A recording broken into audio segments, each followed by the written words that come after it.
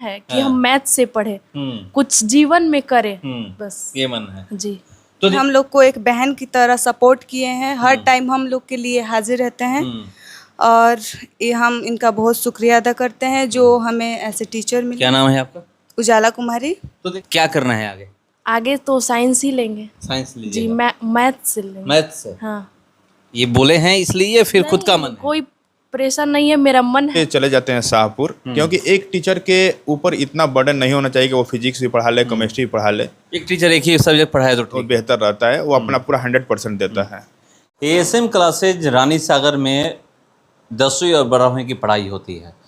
10वीं का रिजल्ट 29 मार्च को आया है और यहाँ भी बच्चे अच्छा प्रदर्शन किए हैं। पहले मैं टीचर से बात करूँगा जो 10वीं के बच्चों को पढ़ाते हैं, और आपको बता दूँ कि 10वीं के बच्चों को पढ़ाने के साथ साथ 11 और 12 के मैथ पढ़ाते हैं। मैथ पढ़ाते हैं ना? तो 11-12 का मैथ पढ़ाते हैं। पहले इनसे मैं जानने का प्रयास करूँगा कैसा रिजल्ट है इस बार आपके कोचिंग का 10वीं में। सबसे पहले मैं आपको चैनल को धन्यवाद देना चाहता हूं कि आप कवरेज करते हैं हम लोगों का, और पूरे जो आपका जो न्यूज होता है ये देश में नहीं विदेश में भी जा रहा है। 10वीं का रिजल्ट बहुत ही अच्छा रहा, सराहनीय रहा। मेरे बच्चों अब इस बार मेरा नारा था 400 के पार, तो बहुत सारे बच्चे और बच्चियाँ 400 के पार किए हैं, जिसमें मैथ में 95 तक भी मार्क्स बच्चों को आया है। कितने बच्चे थे इस बार? इस बार 52 बच्चे थे। 52 में कितने बच्चे पास हुए? लगभग सभी बच्चे पास। सभी बच्चे। क्या है ये फर्स्ट सेकंड थर्ड? फर्स्ट मतलब फर्स्ट डिवीजन से 80% बच्चे हैं और बाकी सब सेकंड डिवीजन है। सेकंड डिवीजन, थर्ड डिवीजन कोई नहीं है? एक दो बच्चे होंगे। एक दो थर्ड डिवीजन। हाँ। सबसे हाईएस्ट नंबर कितना आया? 447। 447 जी। है कोई यहाँ पर जी है? देखिए 447 आया है, मैं इनसे बात करूँगा। मैथ में कितना है ये बताइएगा? 93। एसएसटी में कितना है? 88 क्यों कम हो गया? हुआ है, कुछ मेहनत कुछ हो नहीं गया। हुआ। साइंस में कितना है? 88 आया है। साइंस में 88 है। 447 आया है। हाँ, मेरा 447 है। कितने साल से यहाँ पर पढ़ रही हैं? छोटे से पढ़ रहे हैं। छोटे से ही? मतलब यहीं पर पढ़ती हैं? हाँ, हाँ। बाहर कहीं नहीं जाती हैं? नहीं। मतलब ये कोचिंग आप लोगों के लिए गांव में जो खुला हुआ है बहुत मतलब आप लोग के फायदेमंद है कि दूर नहीं जाना पड़ता है, समय नहीं बर्बाद होता है? फायदेमंद है। हाँ, समय बर्बाद नहीं होता है? नहीं नहीं नहीं। ये कोचिंग। हाँ तो देखिए आगे क्या करना है, मन में कुछ है? हाँ, साइंस लेना है। साइंस लेना है। जी। उसके बाद? उसके अभी बाद उसके बाद प्लानिंग नहीं है? नहीं हैं? होगा। साइंस में मैथ लेना है तो इंजीनियर उसमें बनना ही है अच्छा। ना। हाँ। तो देखिए ये मैथ लेकर पढ़ाई करने वाली हैं और मैथ ये पढ़ाते हैं, 11 और 12 का मैथ भी पढ़ाते हैं। तो शायद पढ़ाते हैं इसीलिए क्या हाँ। है? यहाँ से भी बाहर नहीं जाना? नहीं। तो देखिए मैथ पढ़ाते हैं। कितना आया है? 432। 432 आया है। मैथ में कितना? 88। और एसएसटी में? 90। 90। अब तो अधिक निकल गई, मैथ से अधिक, क्योंकि मैं बहुत जगह जा रहा हूँ तो ये पता चल रहा है कि मैथ ठीक है, साइंस ठीक है, एसएसटी जो है उसमें नंबर कम है। आगे क्या करना है, क्या लेकर पढ़ाई करना है? हमको भी साइंस ही लेना है। साइंस लेना है। हाँ, नेट की प्रिपरेशन करना है।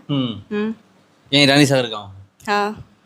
मतलब कोचिंग के बारे में क्या कहिएगा, क्योंकि गांव में ही आप लोगों को कोचिंग मिल जा रहा है, दूर नहीं जाना पड़ रहा है? हाँ, इन्होंने बहुत मेहनत किया है हम लोग को पढ़ाने में। ये भले ही एक टीचर हैं लेकिन हम लोग को एक बहन की तरह सपोर्ट किए हैं, हर टाइम हम लोग के लिए हाजिर रहते हैं और ये हम इनका बहुत शुक्रिया अदा करते हैं जो हमें ऐसे टीचर मिले। क्या नाम है आपका?